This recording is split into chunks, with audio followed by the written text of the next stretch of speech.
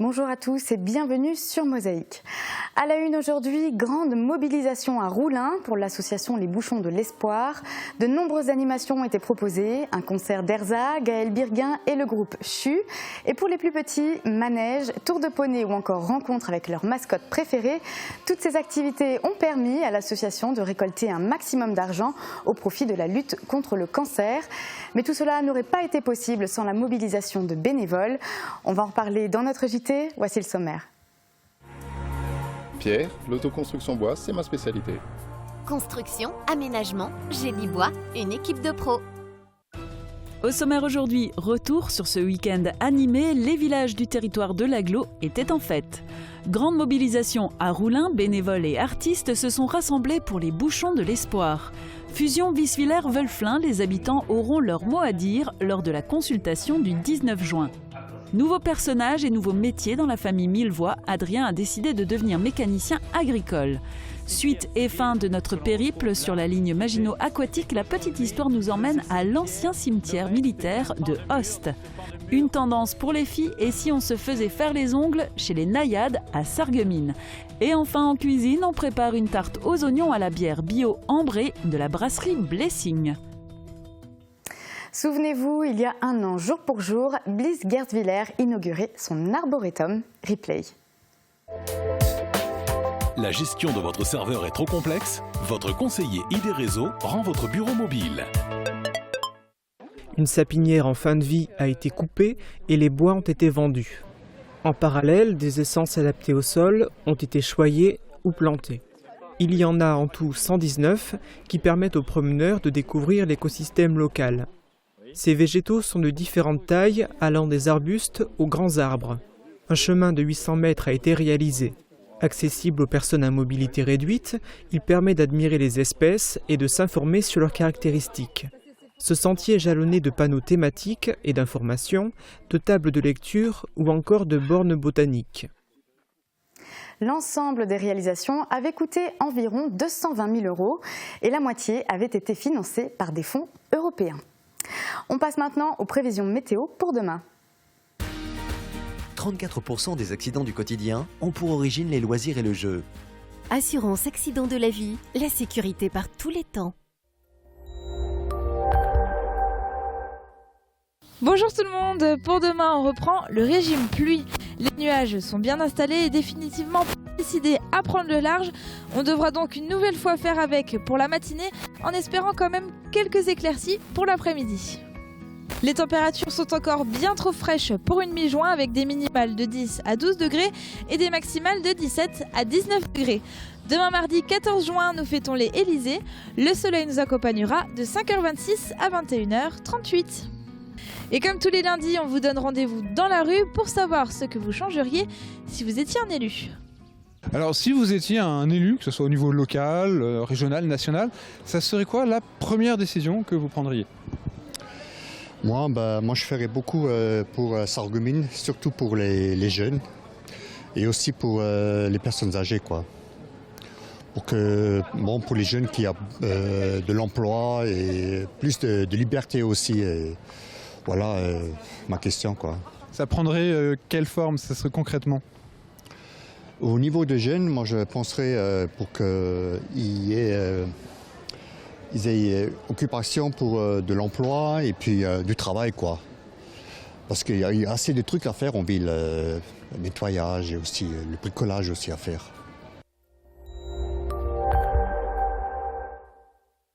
Je parraine un ami et tout le monde y gagne. Mon filleul, ma banque et moi. Au Crédit Mutuel, un client satisfait rayonne.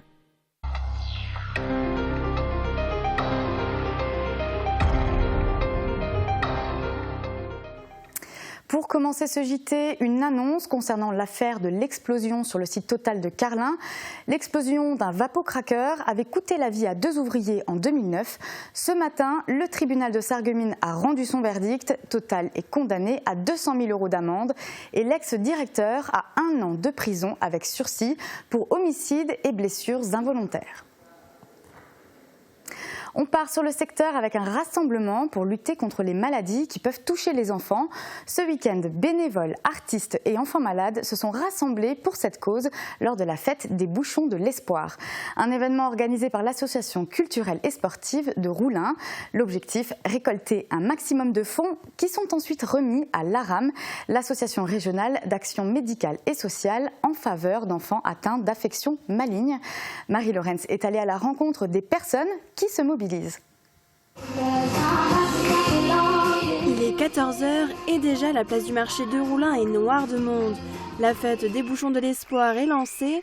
La manifestation qui vient en aide aux enfants malades attire le public. Et c'est la marraine des bouchons de l'espoir qui ouvre les festivités, la jeune Erza. Ça me fait vraiment plaisir, c'est incroyable parce que depuis que je suis toute petite, j'avais envie d'aider les enfants qui étaient malades et là ça me fait vraiment plaisir et je m'amuse vraiment, je regarde tous les enfants comme ça, je joue avec tous les enfants, c'est vraiment trop bien.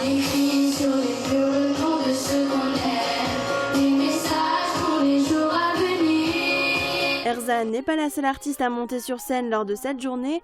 Des artistes locaux et des candidats de l'émission The Voice sont présents, dont Gaël Birguin et Claude, venus avec son groupe.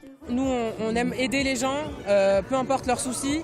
Et là, de plus, aider les enfants, c'est toujours un bonus, quoi. Nous, on fait ce métier aussi pour ça, pour donner du bonheur aux gens. Donc on est là et on a le sourire. En plus des artistes, plusieurs associations ont fait le déplacement jusqu'à Roulin. Des enfants malades sont également présents pour faire passer un message d'espoir. Parmi eux, Laetitia Schumacher. La jeune fille d'Ormignon s'est battue contre une leucémie et il y a 3 ans, elle a bénéficié d'une greffe de moelle qui lui a permis de vaincre la maladie.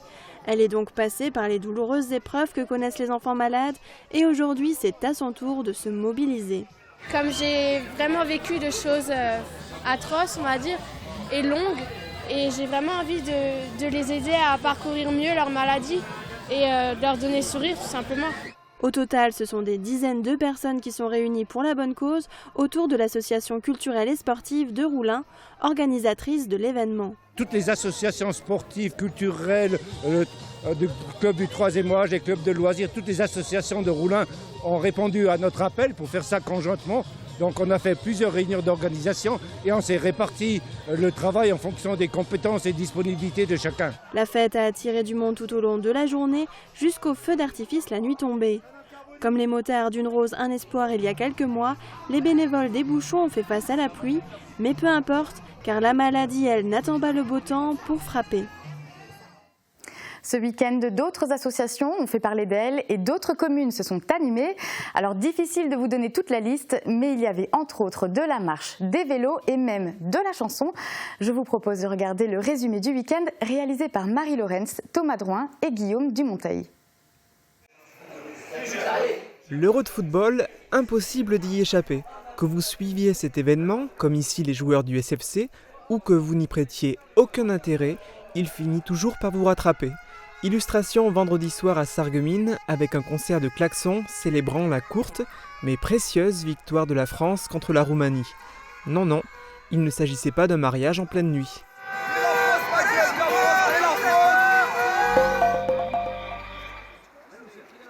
Le sport, la bonne humeur et la générosité. Tel pourrait être le credo de Namasté, l'association de marcheurs bienfaiteurs de Vousvillers. Elle organisait une journée à son image hier avec plusieurs randonnées pédestres. D'autres associations engagées en faveur des personnes victimes de handicap étaient également présentes. Durant cette journée, elles sont 8 à avoir reçu de nouveaux dons de la part de Namasté. Depuis que Namasté existe, tous les bénéfices de l'association sont reversés pour des actions diverses de solidarité. En 20 ans, cela représente près de 100 000 €. À quelques kilomètres de là, on retrouvait d'autres sportifs généreux, des footballeurs. Ils participaient à la journée complètement foot organisée par l'US Roth en compagnie d'une nouvelle association, Un monde sans mucoviscidose. Comme son nom l'indique, à travers ses actions, elle récolte des dons pour favoriser la recherche tout en aidant les personnes atteintes par cette maladie. À travers cette journée sportive, elle espérait obtenir plus de 1 000 €, comme lors de sa précédente manifestation à Petite-Rosselle. L'association Un monde sans mucoviscidose pouvait compter sur l'engagement des footballeurs. Ces derniers n'oubliaient pas non plus de marquer les buts.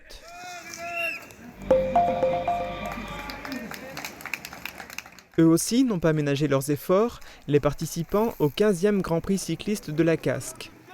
Ils étaient 70 en tout, répartis en plusieurs catégories.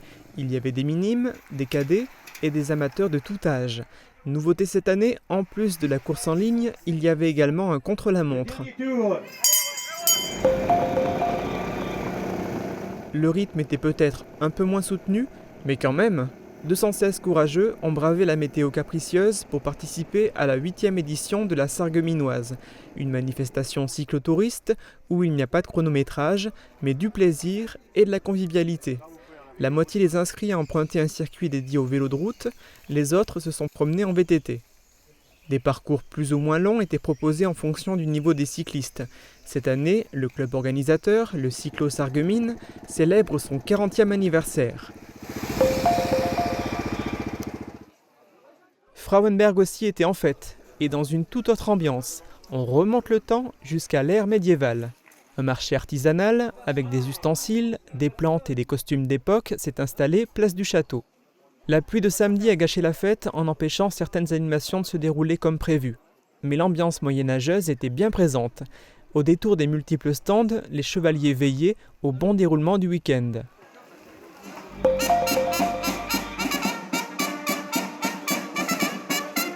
L'Ix-Saint-les-Roulins célébrait sa traditionnelle fête du village. Les festivités ont débuté en fin d'après-midi avec un défilé. La musique municipale de Grossbliederstroff était suivie par les sapeurs-pompiers, les enfants du village qui ont décoré leur vélo pour l'occasion et les différentes associations de la commune.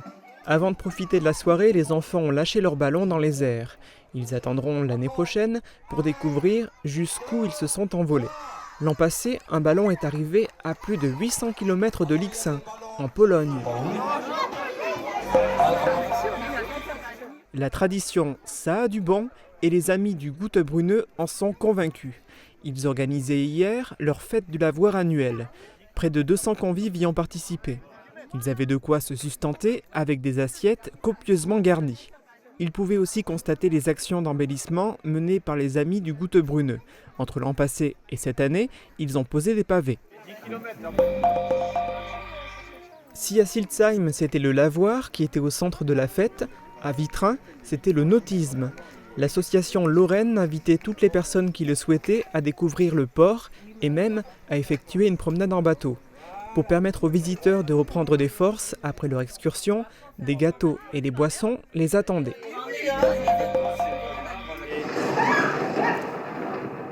Vous avez peur des fantômes et des maisons hantées ? Alors il ne fallait pas entrer dans la tour maudite.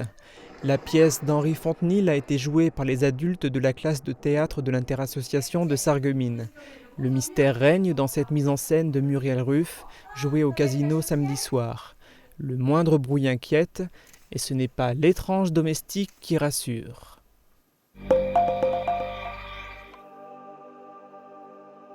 À quelques pas du casino, on retrouvait une ambiance plus sereine.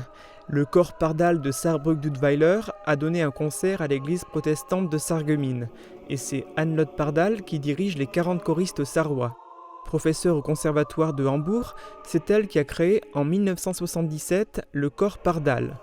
Le chœur est actuellement en tournée pour présenter un programme spirituel intitulé « À toi, Dieu, notre louange ».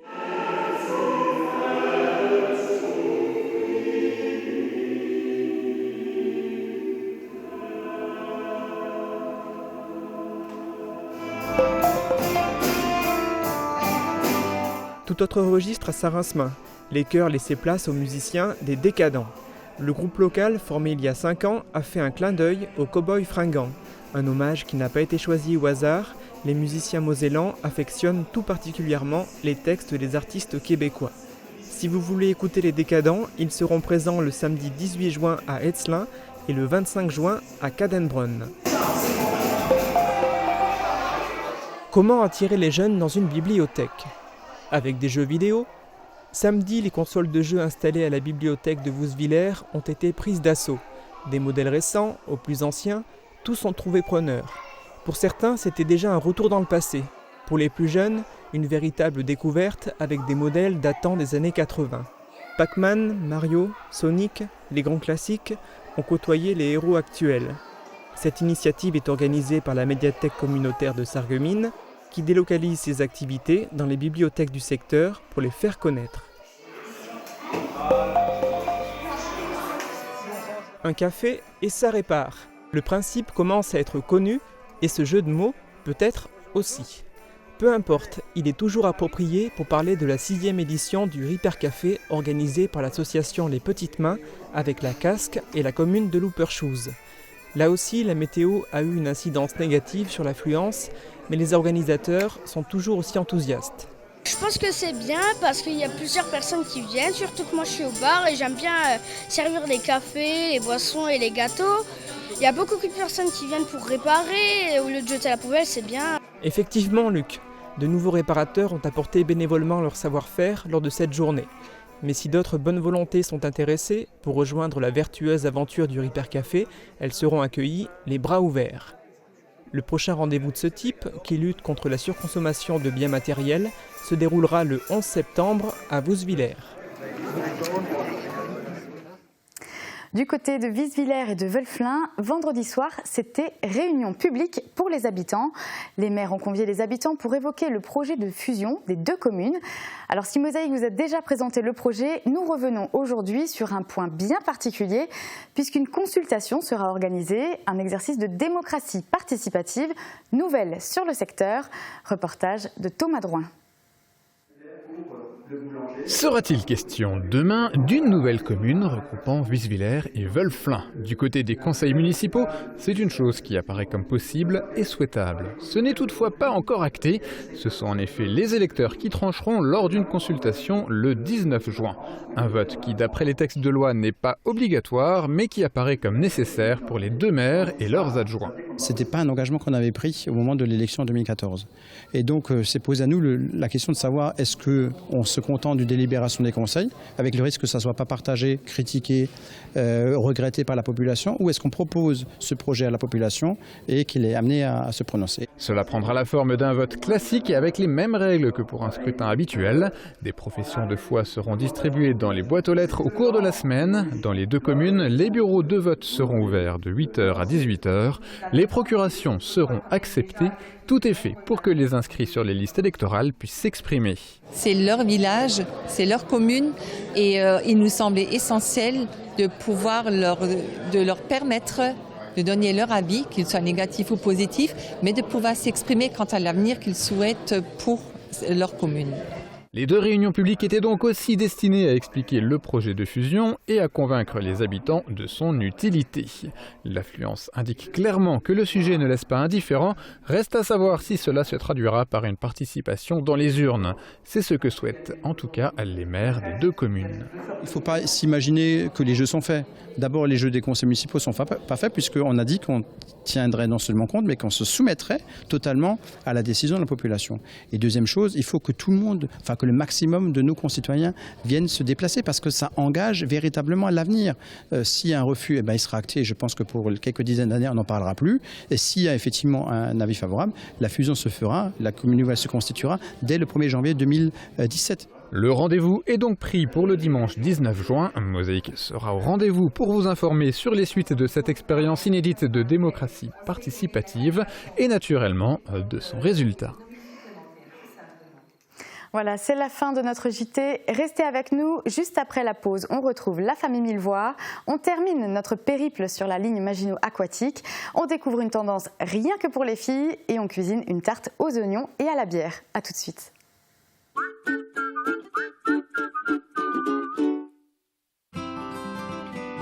C'est l'heure de la pause café ou de croquer un morceau. Faites un détour par les galeries du Carré Louvain. Agora Coffee Shop vous propose sa vaste gamme de produits originaux et de qualité.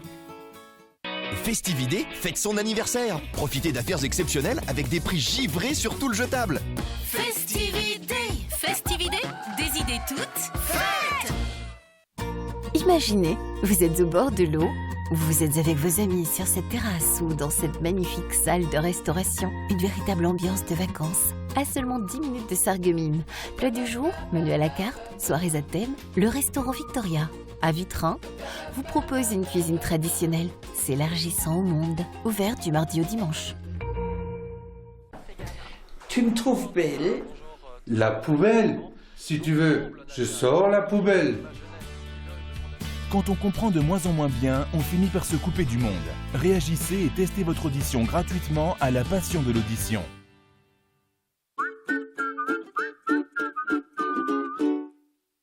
Bien-être, hygiène, consommables, équipement de la maison. AVS Médical, notre métier, vous accompagner. Nouvel épisode de la famille Millevoye. Cette fois, c'est Adrien qui a décidé de devenir mécanicien agricole. On regarde. Retrouvez la famille Millevoye à chacun son métier avec l'artisanat.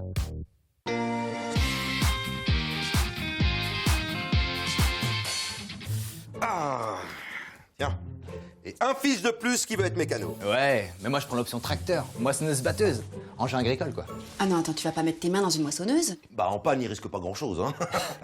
Ah, je me vois tellement aller d'une exploitation à l'autre. Dépanner des agriculteurs en détresse. Ah, une sorte de super-héros des récoltes, quoi. Ouais, voilà. Et puis ces machines, c'est des petits bijoux. Hein. C'est à mi-chemin entre l'industrie et la voiture. Et Adrien, quand il y a une panne, je peux te dire qu'il la trouve, hein. Mais en dehors des moissons? Ma maman, les tracteurs, ça roule en toute saison. Puis il y a les révisions, la vente. Non, rassure-toi, il y a de quoi bosser toute l'année. Ah, moi, j'étais pas inquiet. Ah, mais moi non plus, hein. Enfin, tu feras attention à tes mains quand même, hein. Aïe. Toi aussi.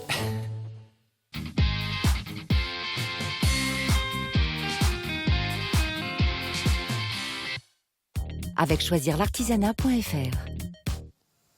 Suite et fin de notre périple sur la ligne Maginot Aquatique, on s'intéresse au cimetière militaire allemand installé à Ost à la suite des combats de juin 1940.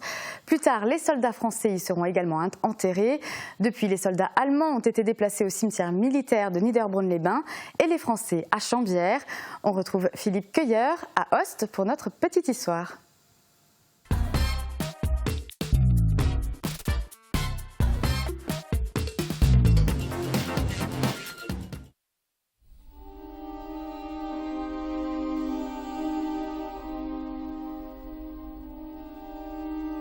Donc les Allemands, dès le 14 juin, vont chercher un endroit où inhumer leurs soldats.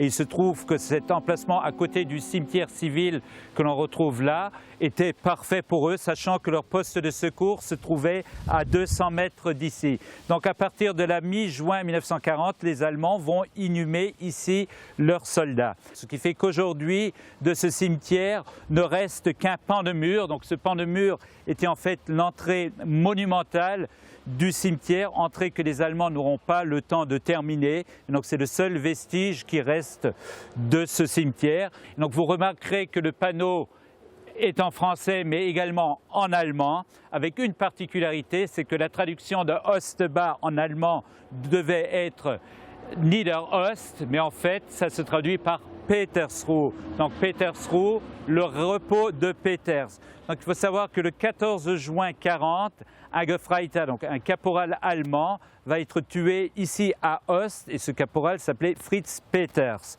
Il était membre éminent du parti et maire de Landau en Allemagne, et donc pour lui rendre hommage, pendant le temps de la germanisation, les Allemands avaient donné son nom au village de Ost. Et maintenant, une tendance rien que pour les filles. On part chez les Naïades à Sarreguemines pour prendre soin de nos mains et de nos ongles. Vive le bois! Mobilier, dressing, escalier, porte, une maison tout en harmonie avec Firsch Menuiserie.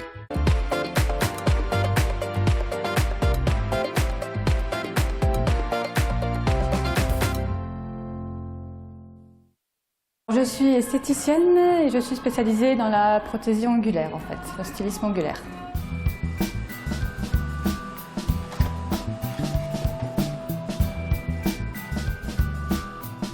Vous avez le nail art qui est très simple, le nail art qui est très kitsch.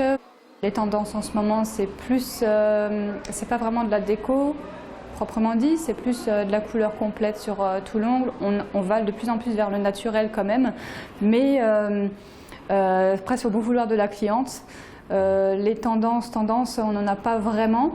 C'est plus en termes de couleur, en termes de saison. Et sinon, le motif, après, c'est au bon vouloir de la cliente, en fait, son style, ce qu'elle aime.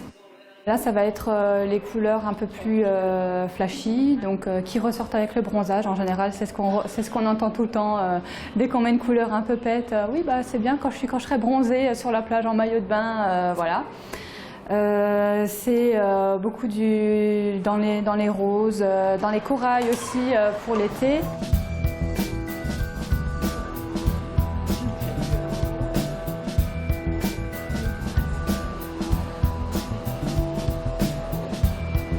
Avant, tout au début, c'était l'ongle bien carré avec le bout bien blanc, ce qui ne se fait pratiquement plus trop maintenant. C'est plus un bout arrondi avec une French plus laiteuse, plus naturelle en fait.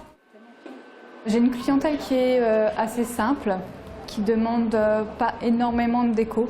Bien sûr, j'en ai quelques-unes qui demandent ça sur tous les doigts, sur les 10 doigts.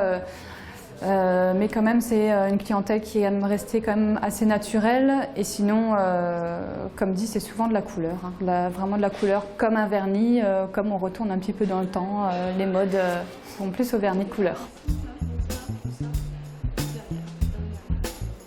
Moi, je vois beaucoup de femmes qui ont des ongles en gel. Hein. Le prix est devenu beaucoup plus accessible. Avant, on partait dans les 70 € la pose. Maintenant, on n'est plus qu'à 50.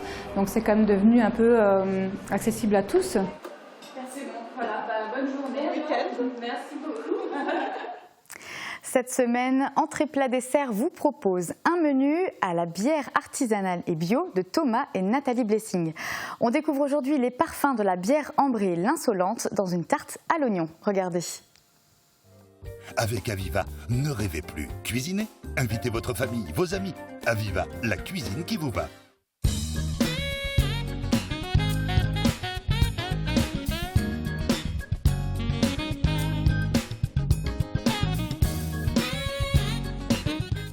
Bonjour, bienvenue à la brasserie Blessing en Alsace-Bossu à Val-d'Ambars, brasserie artisanale et bio.